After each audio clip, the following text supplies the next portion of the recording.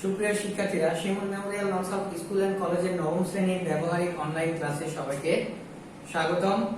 আমি মোহাম্মদ আবু নওশাদ, সহকারী শিক্ষক, Shimul memorial Nakshal school and college Rajshahi. সুপ্রিয় শিক্ষার্থীরা, তোমরা সবাই কেমন আছো? আশা করি ভালো আছো, সুস্থ আছো, বাসায় আছো। করোনাকালীন সময়ে আমাদের অবশ্যই কিছু বিধিনিষেধ মেনে চলা উচিত এবং আমরা সেই বিধিনিষেধগুলো মেনে চলবো। আমাদের কিছুক্ষণ পর পর অবশ্যই হাত পরিষ্কার করতে হবে সাবান, হ্যান্ড স্যানিটাইজার বা হ্যান্ড ওয়াশ দিয়ে।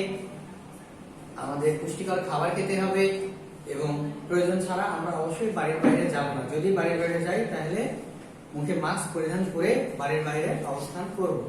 তো সুপ্রিয় শিক্ষার্থীরা, আমি আবার তোমাদের সামনে হাজির হয়েছি আমাদের ব্যবহারিক ক্লাস। আজকে আমাদের রিভিশন চলছে। আজকে আমাদের ব্যবহারিক চতুর্থ হবে। তো সুপ্রিয় শিক্ষার্থীরা, 4 নম্বর ব্যবহারিকটা বা 4 নম্বর পরীক্ষণটা আমরা করব আজকে। তার আগে আসো আমরা জেনে নেই এই পাঠ শেষে আমরা কি জানবো। লেখালেখি সাজসজ্জাকরণ সম্পর্কে। সুপ্রিয় শিক্ষার্থীরা, লেখালেখি সাজসজ্জা নিয়ে আমরা এর আগেও কাজ করেছি। আজকে বাকি অংশটুকু করব। ফন্ট স্টাইল নির্বাচন, ফন্টের সাইজ ও ফন্টের রং নির্ধারণ করতে পারবে। তাহলে সুপ্রিয় শিক্ষার্থীরা, আজকে তাহলে আমাদের আলোচ্য বিষয়টা হচ্ছে পরীক্ষা নম্বর 4, লেখালেখির সাজসজ্জাকরণ, ফন্ট স্টাইল নির্বাচন, ফন্টের সাইজ ও ফন্টের রং নির্ধারণ করা। তাহলে সুপ্রিয় শিক্ষার্থীরা, আমরা জেনে গেলাম আজকে আমাদের কত নম্বর পরীক্ষণ এবং কি পরীক্ষণ, দুইটাই জেনে নিলাম। তাহলে বরাবরের মতো প্রিয় শিক্ষার্থীরা, আমরা আজকেও জানবো ব্যবহারিক খাতা লেখার নিয়ম। তাহলে সুপ্রিয় শিক্ষার্থীরা, আমরা প্রতিটি ক্লাসে ব্যবহারিক খাতা লেখার নিয়মটা দেখিয়ে দিচ্ছি। তার কারণ হচ্ছে যাতে তোমরা ভুলে না যাও যে কিভাবে আমাদের ব্যবহারিক খাতাটা লিখতে হবে এবং যথাযথ পদ্ধতিতে তোমরা যেন লিখতে পারো। সেই কারণে আমাদের এই ব্যবহারিক খাতা লেখার নিয়মটা দেখিয়ে দেওয়া হয়। তাহলে দেখো প্রিয় শিক্ষার্থীরা, পৃষ্ঠা নম্বর লিখতে হবে, পরীক্ষণ নাম, তারিখ। তাহলে আমাদের আজকের পরীক্ষণ নাম্বার কত? 4 নাম্বার পরীক্ষণ। পরীক্ষণের নামটা লিখবো, একটু আগে আমরা লিখলাম পরীক্ষণের নামটা। এরপরে তথ্য লিখবো বরাবরের মতো, উপকরণ বা যন্ত্রপাতি। তাহলে যন্ত্রপাতিকে আমরা দুটি অংশে ভাগ করেছি, হার্ডওয়্যার, সফটওয়্যার। এরপরে আসি কার্যপ্রণালী বা কাজের ধারা, যেটা খুশি আমরা সেটা লিখতে পারি। সেই ক্ষেত্রে কার্যপ্রণালী বা কাজের ধারাটা কি, আমরা একাধিক পৃষ্ঠা ব্যবহার করতে পারি লেখার জন্য। ফলাফল লিখবো, মন্তব্য, সাবধানতা। তাহলে সুপ্রিয় শিক্ষার্থীরা, আমরা এখন চলে যাই আমাদের ব্যবহারিক ক্লাসের তত্ত্বতে। তাহলে তত্ত্বটা কি লেখা আছে আমরা একটু খেয়াল করবো ভালোভাবে। এই জিনিসটা আমরা লিখলে, আমাদের ব্যবহারিক খাতায় লিখলেই হয়ে যাবে তত্ত্ব লেখা। প্রিয় শিক্ষার্থীরা, আমি আবারও বলে দিচ্ছি, তত্ত্ব সহ যে ধাপগুলো আমি তোমাদেরকে দেখিয়ে দিই প্রতিটি ব্যবহারিক ক্লাসে, এই ধাপগুলোই তোমরা সঠিকভাবে, নির্ভুলভাবে তোমাদের ব্যবহারিক খাতায় লিখবে। এইগুলো দেয়া হচ্ছে তার কারণ যাতে তোমাদের সুবিধা হয় লিখতে এবং খুব সহজে তোমরা লিখতে পারো। আমেরিকার বিখ্যাত মাইক্রোসফট কর্পোরেশন কর্তৃক বাজারজাতকৃত মাইক্রোসফট ওয়ার্ডকে সংক্ষেপে এমএস ওয়ার্ড বলে। এমএস ওয়ার্ড দিয়ে লেখালেখির যাবতীয় কাজ ছাড়াও বিভিন্ন ধরনের ড্রয়িং এর কাজ করা যায়। এটি উইন্ডোজের অধীনে একটি ওয়ার্ড প্রসেসিং প্যাকেজ প্রোগ্রাম। এই কথাটুকু লিখলে আমাদের তত্ত্বের কাজটা পরিপূর্ণ হয়ে যাবে।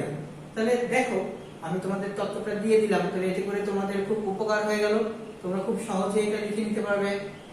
যার কারণে তোমাদের বিভিন্ন গাইড বই বা কারো কোনো হেল্প নেওয়ার দরকার নেই, তোমরা নিজেরাই বাসায় বসে এটা লিখতে পারবে। এরপরে আসি প্রিয় শিক্ষার্থীরা, আমাদের উপকরণ বা যন্ত্রপাতি নিয়ে এখন কাজ। তাহলে উপকরণ আর যন্ত্রপাতিকে আমরা দুটি ভাগে ভাগ করে থাকি বরাবরের মতোই। আজকেও আমরা দুটি ভাগে ভাগ করেছি, হার্ডওয়্যার, সফটওয়্যার। তাহলে হার্ডওয়্যারের মধ্যে কি আমি লিখেছি একটি কম্পিউটার। এখানে একটি কম্পিউটার বা একটি ল্যাপটপ, যে যেভাবে লিখতে চাও লিখতে পারবে। Software, operating system, Windows XP 8, 10, 7, যেটা খুশি আমরা লিখবো। অ্যাপ্লিকেশন সফটওয়্যার, অ্যাপ্লিকেশন সফটওয়্যার যেহেতু আমাদের লেখালেখির সাজসজ্জা নিয়ে কাজ করছি, তাহলে অবশ্যই অ্যাপ্লিকেশন সফটওয়্যার এখানে নির্ধারিত করাই আছে, কি মাইক্রোসফট অফিস ওয়ার্ড। প্রিয় শিক্ষার্থীরা, ওয়ার্ডের পরে এরপরে আমরা আসি কার্যপ্রণালী বা কাজের ধারাগুলো দেখব। প্রথমটা আমাদের ক নম্বরে কি ছিল, ফন্ট স্টাইল নির্বাচন। তাহলে ফন্ট স্টাইল নির্বাচন কিভাবে করব, মাইক্রোসফট ওয়ার্ড 2007 চালু করার পর ডকুমেন্ট উইন্ডো রিবন থেকে হোম মেনু সিলেক্ট করতে হবে। তাহলে সুপ্রিয় শিক্ষার্থীরা, এখানে আমাদের এক একজনের কম্পিউটারে এক এক রকম মাইক্রোসফট ওয়ার্ড আছে, কিন্তু ওইটার সাথে আমার এইটার কোনো সামঞ্জস্যতা নেই। তার কারণ হচ্ছে আমি এটা খাতায় লিখছি, আমি কিন্তু দেখছি না তোমার কম্পিউটারে কি অফিস 10, 16 বা 13 ইনস্টল করা আছে কিনা, এটা কিন্তু আমার দেখার বিষয় না। যেহেতু আমাদের পাঠ্য বইয়ে 7 নিয়ে বলা আছে, তাহলে অবশ্যই তোমরা এটা মাথায় রেখে ব্যবহারিকের খাতায় লিখবে। তাহলে দেখো আমরা বুঝতে পারলাম প্রথম ধাপ। দ্বিতীয় ধাপে আছে কি, হোম মেনুর ফন্ট গ্রুপ থেকে ফন্টের নামের বক্সে ক্লিক করতে হবে। এরপরে ফন্টের নামের ড্রপ ডাউন বক্স থেকে পছন্দ অনুযায়ী ফন্ট নির্বাচন করতে হবে। তাহলে দেখো পরের ধাপে আমরা চলে আসি। চতুর্থ ধাপে নির্দিষ্ট কোনো লেখা বা এর অংশ বিশেষের জন্য নির্দিষ্ট ফন্ট নির্বাচন করতে হলে প্রথমে উক্ত লেখা এর অংশ বিশেষকে সিলেক্ট করে ফন্টের নামের ড্রপ ডাউন বক্স থেকে পছন্দ অনুযায়ী ফন্ট নির্বাচন করতে হবে। অর্থাৎ আমি এই লেখাটা লিখবো, আমি ওই পুরো লেখা, পুরো বাক্যটার অংশ বিশেষও নিতে পারি, পুরো বাক্যটাকেও আমি সিলেক্ট করতে পারি। তাহলে প্রথমে আমাকে কি করতে হবে, সিলেক্ট করতে হবে। সিলেক্ট করার পরের কাজ কি করতে হবে, দেখো সিলেক্ট করার পরে দেখো আমাদের ওয়ার্ডের এবারে হোমে যে এখানে দেয়া আছে, আমি যেহেতু বাংলায় লিখেছি সুতনি এমজে দেয়া আছে, তাহলে এই যে দেখো সুতনি এমজের পাশেই একটা তীর, ছোট তীর চিহ্নের মতো থাকে, এখানে যদি আমি ক্লিক করি আমার যে স্টাইলের ফন্টটা পছন্দ আমি সেই স্টাইলের ফন্টটাই ক্লিক করলে ওই ফন্টে এখানে লেখা হয়ে যাবে, লেখার স্টাইলটা পেয়ে যাবে। এই যে দেখো এইখানে যদি ক্লিক করি এরকম অনেক স্টাইল গুলো চলে আসবে আমার সামনে, আমার নিজের পছন্দ মতো আমি সেটা সিলেক্ট করব। এরপরে আসি প্রিয় শিক্ষার্থীরা, ফন্টের সাইজ নির্ধারণ।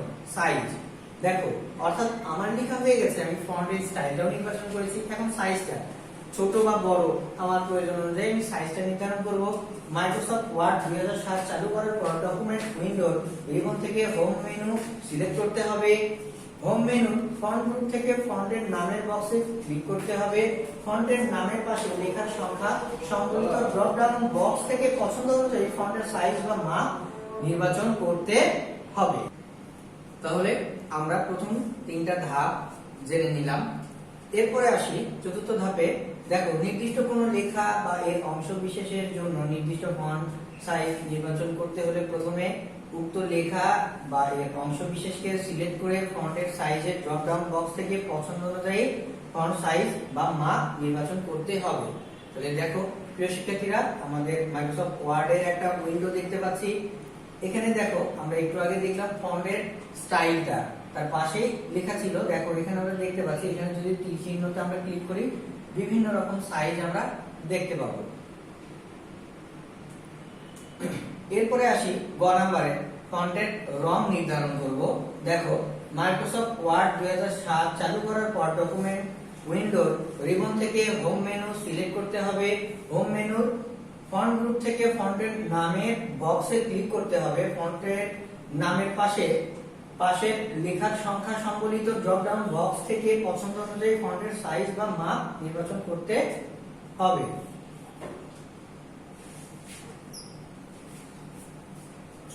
তাহলে সুপ্রিয় শিক্ষার্থীরা, আমরা দেখতে পাচ্ছি, দেখো স্ক্রিনে আমরা একটা ছবি দেখতে পাচ্ছি। ফন্টের রং যদি নির্ধারণ করতে যাই তোমরা খুব সহজে এটা পেয়ে যাবে। দেখো এই যে এ লেখা আছে, এই লেখার পাশে দেখবা একটা তীর চিহ্ন দেয়া আছে, সেখানে আমি ক্লিক করলে অনেকগুলো কালার আছে। আমি যে ফন্ট বা যতটুকু আমি ওই ফন্টটা কালার করতে চাই সেইটুকু সিলেক্ট করে নিয়ে আমি যে কোনো কালারে ক্লিক করলে আমার কালারটা চলে আসবে।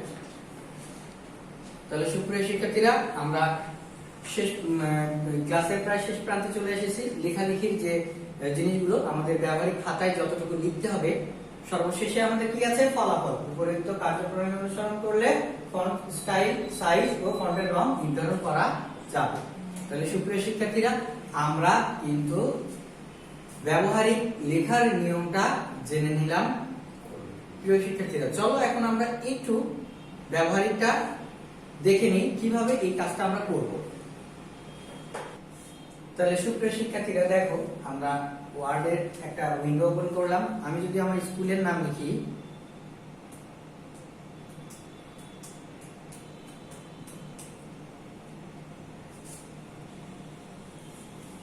তাহলে সুপ্রিয় শিক্ষার্থীরা দেখো তোমরা, আমি স্কুলের নামটা লিখলাম,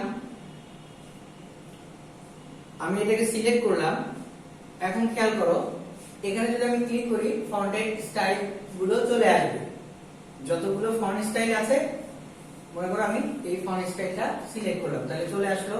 এখন যদি আমি ফন্ট সাইজটা বড় করতে যাই, স্টাইলের সাথে দেখবা এখানে দেয়া আছে আমি ফন্টের সাইজটা যদি বাড়াইতে চাই এভাবে বাড়াতে পারবো। তাহলে দেখো, এরপরে আছে কালার।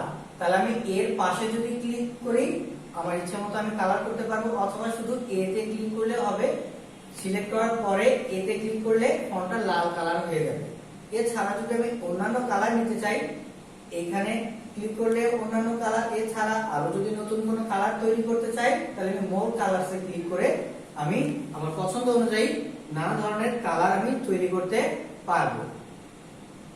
তাহলে সুপ্রিয় শিক্ষার্থীরা, আমরা মাইক্রোসফট ওয়ার্ডে লিখে সেটার ফন্টের স্টাইল, সাইজ এবং কালার করা শিখলাম। তাহলে সুপ্রিয় শিক্ষার্থীরা, আমরা চলো এখন আগামী দিনে কি আছে সেটা আমরা দেখব। তাহলে সুপ্রিয় শিক্ষার্থীরা, তোমরা অবশ্যই তোমাদের ডায়েরি নিয়ে বসেছো ক্লাসটি করতে। আগামী দিন রিভিশন টপিক হবে অধ্যায় ৫ম। এই আগামী দিনের পড়াটি তোমরা তোমাদের ডায়েরিতে অবশ্যই লিপিবদ্ধ করে নিবে। সবাই ভালো থাকো, সুস্থ থাকো। সবার সুস্থতা কামনা করে আগামী ক্লাস দেখার আমন্ত্রণ রইল। আল্লাহ হাফেজ।